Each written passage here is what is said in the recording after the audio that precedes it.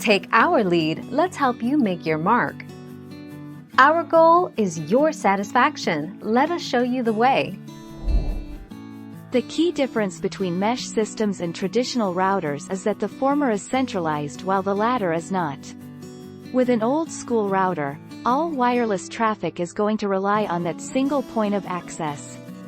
Meanwhile, a mesh Wi-Fi system gives you multiple points of access.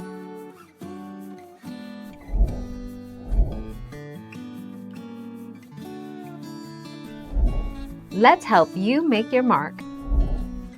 So, while a mesh system will replace the router part, you'll still need to rely on the built-in modem. That's why your first step of setting up a mesh system is to plug one of the modules into your existing router modem using an Ethernet cable.